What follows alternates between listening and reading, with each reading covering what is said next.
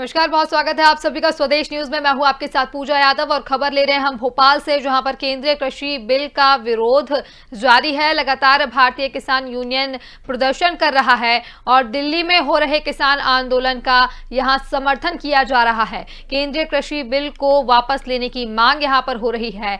खबर बता रहे हैं भोपाल से, जहां पर किसान आंदोलन का समर्थन किया जा रहा है। केंद्रीय कृषि बिल का विरोध यहां पर लगातार किया जा रहा है। भारतीय किसान यूनियन द्वारा प्रदर्शन यहां पर जारी है। आपको बता दें कि दिल्ली में लगातार किसान आंदोलन जारी है, जिसका समर्थन पूरे देश में अलग अलग जगहों पर किसान कर रहे हैं और इसी के चलते राजधानी भोपाल में भी प्रदर्शन किया जा रहा है। केंद्रीय कृषि बिल को वापस लेने की मांग यहां पर लगातार उठ रही है। जिस प्रकार से एक क्रांति देखने को मिल रही है पूरे देश में किसानों को लेकर, इस कृषि बिल को लेकर, इसके विरोध में लगातार आंदोलन जारी है और इसी को लेकर भोपाल में भी प्रदर्शन किया गया है। भारतीय किसान यूनियन द्वारा ये प्रदर्शन किया गया है, जिसमें केंद्रीय कृषि बिल को वापस लेने की मांग यहां पर की जा रही है। भोपाल संवाददाता दीपा श्रीवास्तव हमारे साथ फोन लाइन पर जुड़ चुकी है। दीपा, जिस प्रकार से प्रदर्शन लगातार जारी है, केंद्र सरकार के खिलाफ विरोध यहां पर देखा जा रहा है, क्या कुछ स्थिति बनी हुई है?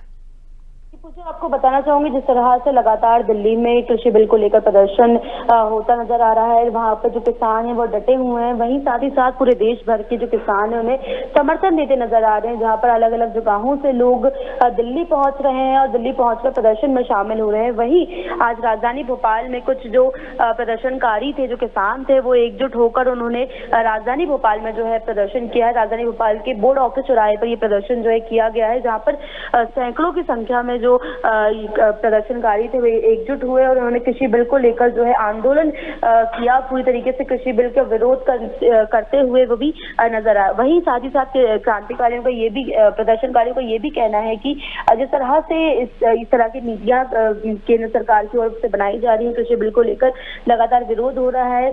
वहीं ये आंदोलन वो इसीलिए कर रहे हैं ताकि उनको ये ना लगे कि सिर्फ जो दिल्ली में बैठे वही किसान परेशान है। यहाँ पर पूरा देश के जो किसान है वो एकजुट हो चुके हैं और लगातार प्रदर्शन कर रहे हैं। जी पूजा।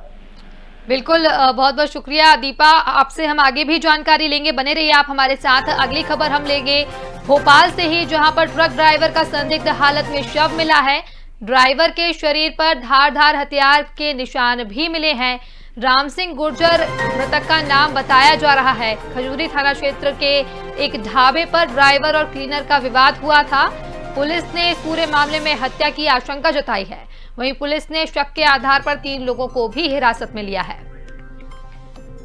तो खबर भोपाल से, जहां पर एक ड्राइवर का शव बरामद हुआ है। आपको बता दें कि जिस प्रकार से ड्राइवर का शव बरामद हुआ है, हालात ये है कि ड्राइवर के शरीर पर धारदार हथियार से निशान मिले हैं। राम सिंह गुर्जर बताया जा रहा है नाम। खजूरी थाना क्षेत्र का पूरा मामला बताया जा रहा है। दीपा श्रीवास्तव हमारे साथ फोन लाइन पर बनी हुई है। दीपा, जिस प्रकार की ये पूरी घटना देखने को मिली है, पुलिस ने भी हत्या की आशंका जताई है, क्या कुछ ये पूरे मामले की अधिक जानकारी है? देर रात खजुराहो थाने की अगर बात करें तो वहाँ पर ये जो ट्रक ड्राइवर थे, इसकी धारदार हथियार से हत्या का जो मामला सामने आ रहा है, जहाँ पर अभी तक जो पुलिस ने 3 लोगों को हिरासत में भी ले लिया, लगातार पूछताछ की जा रही है। आपको बताना चाहिए कि अभी एक क्लीनर था जिससे उनकी लड़ाई हुई थी, जिससे विवाद की भी स्थितियां सामने आ रही है। वहीं अगर बात करें एसपी की, तो एसपी का साफ तौर पर कहना है कि लगातार इस पूरे मामले पर कार्रवाई की जा रही है। जिस तरह से जिस क्लीनर से ड्राइवर की लड़ाई हुई थी ढाबे पर, उससे भी पूछताछ की जा रही है, क्योंकि हत्या की कहीं ना कहीं देखने के लिए मिल रहा है, क्योंकि धारदार हथियार से लगातार उसकी पूरी बॉडी पर जो है निशान बने हुए, जिसको लेकर हत्या की जो है पुलिस को आशंका नजर आ रही है। बहरहाल अभी जो है तीनों से पूछताछ चल रही है। पूछताछ के बाद ही ये क्लियर हो पाएगा कि आखिर ये हत्या थी या किस तरह से वो जो ड्राइवर था उसकी हत्या हुई है। जी बिल्कुल, बहुत बहुत शुक्रिया दीपा हमसे जुड़ने के लिए। तो राजधानी भोपाल से ये खबर मिल रही थी हमें, जहां पर एक ट्रक ड्राइवर का शव बरामद हुआ है। शव पर धारदार हथियार के निशान भी पाए गए हैं। 3 लोगों को शक के आधार पर पुलिस ने गिरफ्तार किया है। खजूरी थाना क्षेत्र का ये पूरा मामला बताया जा रहा है।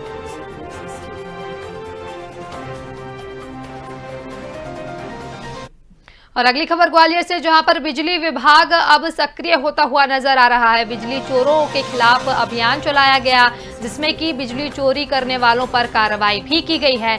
बिजली चोरी कर रहे ट्रांसफार्मर से सीधे तार हटाए गए हैं। आपको बता दें कि 106 घरों से सीधे खींचे गए हैं ये तार। 6 लोगों पर बिजली चोरी का केस भी दर्ज किया गया है।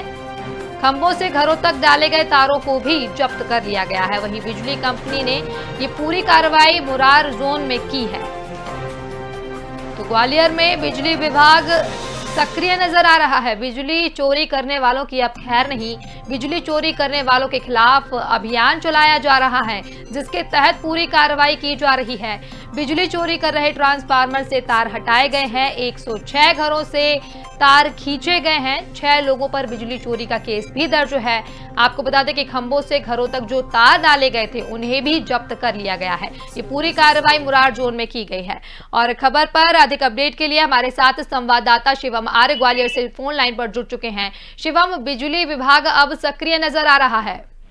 जी बिल्कुल, इसी तरह बिजली विभाग अब जो है सक्रिय नजर आया है। इसमें मुरार जोन के अधिकारी हैं, बिजली अधिकारियों ने कुछ इलाकों में जाकर, गली में जाकर वहाँ पे जो ट्रांसफार्मर से कनेक्शन लेकर अपने घरों की लाइट जलाई था अवैध, उनके ऊपर जो कार्रवाई की गई है। 100 से अधिक घरों के तार खींचकर उन पर कार्रवाई की गई। उसमें 6 लोगों पर मामला दर्ज किया गया है। तो कहीं ना कहीं वो बिजली चोरी करके बिजली का बिल ना भरते हुए बिजली खपत करते थे, उन लोगों के खिलाफ सख्त कार्रवाई की गई है बिजली विभाग द्वारा। जी बिल्कुल, लेकिन जिस प्रकार से ये पूरी घटनाएं होती ही रहती हैं, अगर बात की जाए सिर्फ एक जोन की नहीं शिवम, तो कई ऐसे जोन होंगे या फिर शहर भर में कितनी ही ऐसी जगह होंगी जहां पर बिजली चोरी की जा रही होगी। तो क्या ये पूरी कार्रवाई सिर्फ एक जोन यानी कि मुरार जोन तक ही सीमित रहेगी, या फिर आगे किस प्रकार का प्लान पूरा बिजली विभाग ने बनाया है? इससे पहले भी अभी भोलापुर जोन ने, ग्वालियर भोलापुर जोन में भी ये कार्रवाई की गई थी, सब मुरार में नहीं की है। तो लगातार कहीं ना कहीं जो कार्रवाई है अभी आगे भी चलती रहेंगी। बिजली विभाग के जो अधिकारी, उनसे बात भी की गई थी, तो उन्होंने कहा था कि किस तरह की कार्रवाई है, लगातार कार्रवाई आगे भी करते रहेंगे। जहाँ यहाँ पर अवैध लाइट जो चल रही है उन्हें देखेंगे तो वहाँ पे तार काट भी जाएंगे। बिल्कुल, बहुत बहुत शुक्रिया शिवम हमसे जुड़ने के लिए। तो बिजली विभाग की बड़ी कार्रवाई जारी है। ग्वालियर में जो बिजली चोरी करता पाया गया, तो अब उनकी खैर नहीं।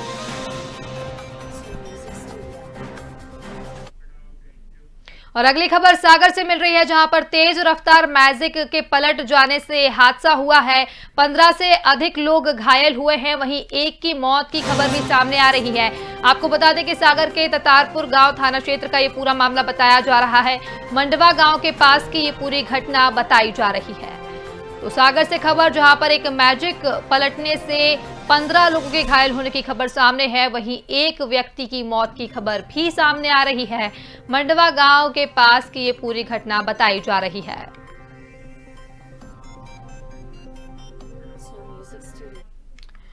और भोपाल में ग्राम पंचायत सचिव और ग्राम रोजगार विभाग ने आदेश जारी किया है, जिसमें रोजगार सहायकों को मुख्यालय में 2 दिन अनिवार्य रूप से उपस्थित होने के आदेश दिए गए हैं। साथ ही रोजगार सहायकों को सोमवार और गुरुवार को ग्राम पंचायत में ग्रामीणों के साथ बैठक करनी होगी। यदि रोजगार सहायक बैठक नहीं करते हैं तो इसकी सारी जिम्मेदारी जिला पंचायत के सीईओ की होगी।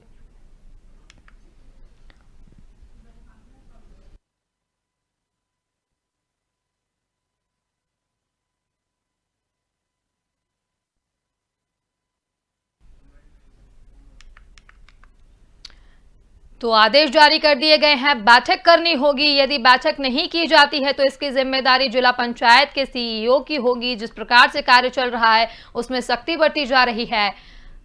अब जिस प्रकार से कार्य चल रहा था उसे सुचारू रूप से चलाना होगा। साथ ही आपको बता दें कि ग्राम पंचायत और सचिव ग्राम रोजगार के विभाग के लिए आदेश जारी हो चुके हैं, जिसमें रोजगार सहायकों को मुख्यालय में 2 दिन पहुंचना भी अनिवार्य होगा। भोपाल से संवाददाता आशुतोष भार्गव हमारे साथ फोन लाइन पर जुड़ चुके हैं। आशुतोष, अब जो है ग्राम पंचायत में ग्रामीणों के साथ बैठक भी करनी होगी और सप्ताह में 2 दिन भी पहुंचना अनिवार्य होगा। जी पूजा, कल ग्रामीण पंचायत मंत्री महेंद्र सिंह सिसोदिया के नेतृत्व में एक बैठक हुई थी मंत्रालय में, जिसमें यह सुनिश्चित किया गया है कि अब जो ग्रामीण पंचायत में जितने भी सचिव हैं और सहायक सचिव हैं उन्हें कम से कम 2 दिन कम से कम 2 दिन उन्हें अपने जो ग्रामीण केंद्र, जो पंचायत केंद्र पे है, वहां रहना पड़ेगा, क्योंकि कई शिकायतें कई दिनों से आ रही थी और ग्रामीण क्षेत्र में रहने वाले ग्रामीणवासी जितने भी हैं, उनके पास जो सुविधाएं, जो उनकी शिकायत, जो उनकी दिक्कत, उनकी सुनवाई नहीं हो पाती थी। क्या है कि ये जो सचिव, जैसे सचिव या सहायक सचिव अपने अपने घर बना के शहरी क्षेत्र में रहने लगते हैं और उसके बाद शायद ही 2 हफ्ते 3 हफ्ते में एक बार अपने केंद्र पे जाते हैं, सारा काम जो है वो अपने शहरी क्षेत्र जहां पर उनका घर होता है वहां से करते हैं, तो वहां कई अनियमितताएं सामने निकल कर आ रही थी। तो उसको देखते हुए कल ग्राम पंचायत सचिव और ग्राम रोजगार सहायक के मुख्यालय पे 2 दिन कम से कम रहना अनिवार्य है, जो कि ऐसे दिन निर्धारित किए गए हैं कि सोमवार और गुरुवार को वो अपनी सेवाएं अपने जो केंद्र है, जहां अपना पंचायत भवन है, उसमें बैठकर सभी कार्यों के लिए संपादित करेंगे और उसके बाद अपनी जो आगे की प्रक्रिया है वो बढ़ेगी। और अगर ऐसा नहीं होता है तो ऐसा नहीं होने पर और ऐसा नहीं पाए जाने पर वहां के संबंधित जनपद पंचायत सीईओ या जो भी वरिष्ठ अधिकारी हैं वे जिम्मेदार रहेंगे। पूजा। बिल्कुल आशुतोष, जिस प्रकार से आदेश तो जारी हुआ है, कार्य में भी काफी ढीलापन देखा जा रहा है और इन्हीं चीजों को लेकर अब आदेश जारी हुआ है। कहा जा रहा है कि रोजगार सहायकों की परेशानियां इस पूरे आदेश के बाद बढ़ गई हैं, तो क्या जिम्मेदारियों को जो है पूर्ण तरीके से निभाना परेशानियों का बढ़ना कहा जा सकता है? जी पूजा, एक तरीके से उनके हिसाब से तो व्यक्तिगत अगर उनका व्यवहार की बात की जाए तो उनको परेशानी होगी, लेकिन जो मूल कर्तव्य है, जो उनका काम है, वो ग्रामीणों के बीच में है, अपने पंचायत में रहकर अपने पंचायत वासियों के बीच में काम करना उनका मूल कार्य है और उससे वो लोग दूर रहते थे। लेकिन अभी शायद ये आदेश आने के बाद उनको निर्धारित कर दिया गया है कि इतने दिन आपको अपने केंद्र पर, अपने पंचायत में रहना ही है और वहां से सभी कार्यों को संपादित करते हुए आगे तहसील स्तर या फिर ब्लॉक स्तर पर आगे निकालना है। तो शायद ये जो निर्णय है बहुत ही अच्छा निर्णय है और इससे ग्रामीण वासियों और पंचायत वासियों में एक नई रोशनी देखने मिलेगी और उनका जो कार्य है वो अब काम आगे बढ़ पाएगा। जी पूजा। बिल्कुल, कार्य में जब लचीलापन आ जाए तो ऐसे आदेश जारी करने ही होते हैं, सख्ती करनी होती है, जो कि अनिवार्य है और बेहद जरूरी भी है। बहुत बहुत शुक्रिया आशुतोष हमसे जुड़ने के लिए। तो भोपाल संवाददाता आशुतोष भार्गव हमारे साथ फोन लाइन पर जुड़े हुए थे। रोजगार सहायकों की जिम्मेदारियां बढ़ गई हैं, जिस प्रकार से पल्ला झाड़ते हुए नजर आते थे या कार्य पूर्ण तरीके से नहीं किया जा सकता था, उसे लेकर अब आदेश जारी कर दिया गया है। 2 दिन मुख्यालय में जाना अनिवार्य होगा।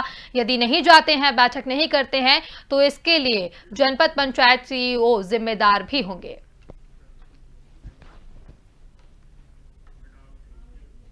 और भोपाल में नागरिक सुरक्षा एवं आपदा आपातकालीन मोचन बल के 74वें स्थापना दिवस पर कार्यक्रम का आयोजन किया गया, जिसमें मुख्य अतिथि के रूप में प्रदेश के गृह मंत्री डॉक्टर नरोत्तम मिश्रा मौजूद रहे। तो वहीं नरोत्तम मिश्रा ने कार्यक्रम को संबोधित करते हुए होमगार्ड के जवानों के कार्य की प्रशंसा की। तो वहीं होमगार्ड के जवान काफी लंबे समय से साल में 2 महीनों की अनिवार्य छुट्टी देने की मांग कर रहे थे, जिसको लेकर भी बैठक करने की बात कही है।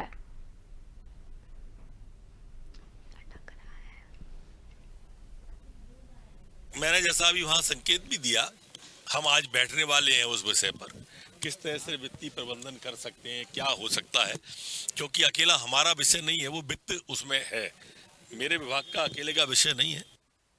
मैंने जैसा अभी वहां संकेत भी दिया,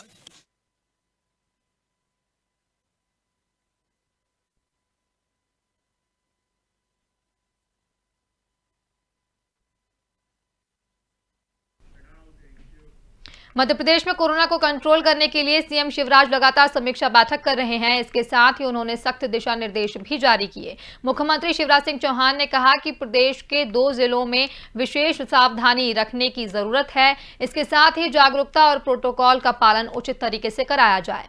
सीएम ने कहा कि रात में यदि बाजार बंद होने का समय रात 8 बजे से बढ़ाकर 10 बजे करने पर सहमति बन जाती है तो इंदौर और भोपाल में रात 10 बजे बाजार बंद कराए जाएंगे।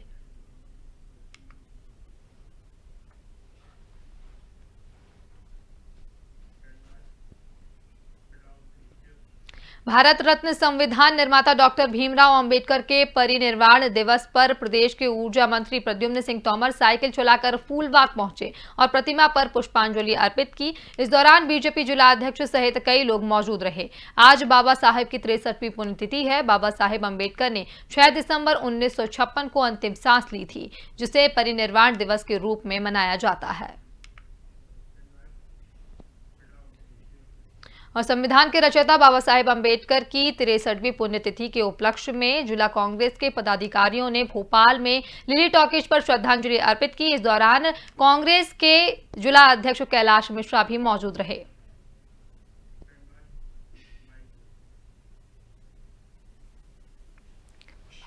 हमारे देश के संविधान के निर्माता बाबा साहब भीमराव अंबेडकर जी की आज पुण्यतिथि है। इस अवसर पर हमारे सभी कांग्रेस जनों ने यहाँ आकर श्रद्धांजलि दी और जो संविधान हमारे देश का है, हमारे भारत का है, उसमें कहीं ना कहीं हर नागरिक की एक जिम्मेदारी भी है और जवाबदारी भी है और उस संविधान में सबको कहीं ना कहीं हक भी दिया गया है कि कोई भी व्यक्ति अपनी बात कहीं भी रख सकता है। मध्य प्रदेश में नगरीय निकायों के महापौर और अध्यक्ष पद के लिए आरक्षण की तारीख की घोषणा हो गई है। 9 दिसंबर को भोपाल में रविंद्र भवन में आरक्षण के लिए आवेदन होंगे। बता दें कि महापौर और अध्यक्ष पद के आरक्षण की कार्रवाई 407 नगरीय निकायों के लिए की जानी है, जिसमें नगर पालिका निगम 99 नगर पालिका और 292 नगर परिषद हैं।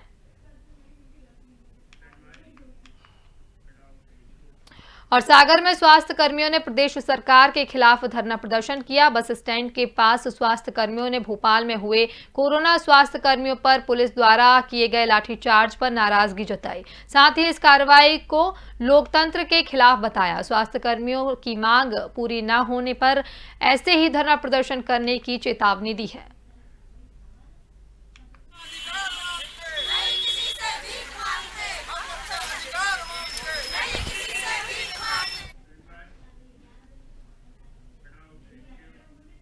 कोरोना महामारी के कारण 8वीं तक के बच्चे स्कूल नहीं जा पा रहे हैं, जिससे ऑनलाइन क्लासेस के माध्यम से उन्हें पढ़ाया जा रहा है। लेकिन भोपाल में 9वीं से 12वीं तक के विद्यार्थियों के लिए स्कूल में क्लासेस लगाई जा रही हैं। जहांगीराबाद कन्या विद्यालय की प्रिंसिपल उषा खरे ने बताया कि कोविड-19 के दौरान बच्चों के अंदर काफी ज्यादा तनाव और परेशानियां होने लगी हैं, जिसके लिए पढ़ाई के साथ साथ कला और साहित्य से जुड़े कार्यक्रमों का भी आयोजन किया जा रहा है।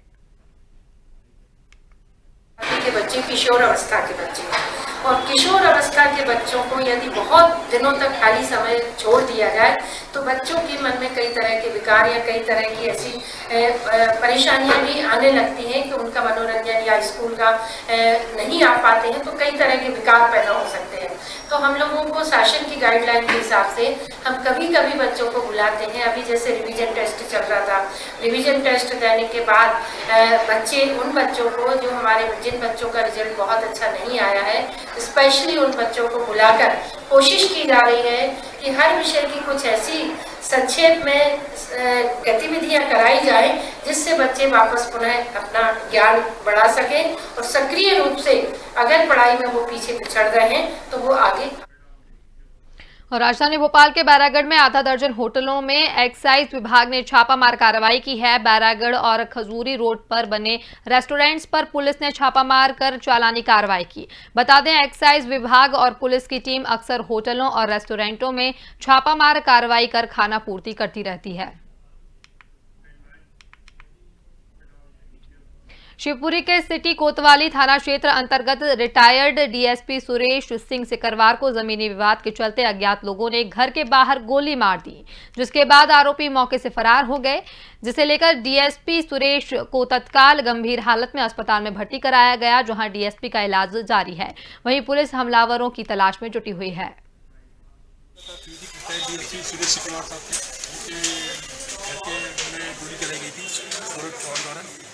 तो उनके बाएं गाल पे गोली लगी है। उनको यहाँ घायल अवस्था में अस्पताल लाया गया था और यहीं से उनको इलाज हेतु भेजा गया है। अभी सर, इसमें आरोपी की पहचान हुई? आरोपी सौरभ चौहान की भी पहचान हुई है। बाकी अन्य जो अगर कोई आरोपी साथ में भी होंगे तो वो विवेचना मालूम पड़ेगा, उनके अभी बयान वगैरह अभी डिटेल होना बकाया है, उसमें मालूम पड़ेगा। सर, क्या मामला क्या था? अभी प्रथम तो स्थिति तो यह है कि चुनाव रंजिश के कोई इसमें जमीन की कोई विवाद था, इसके संबंध में पता पड़ा प्राथमिक दृष्टि में। जब उनके बयान अगर उसमें आएंगे और उसके बाद बयान दिए जाएंगे, इसका सर कितने लोग थे?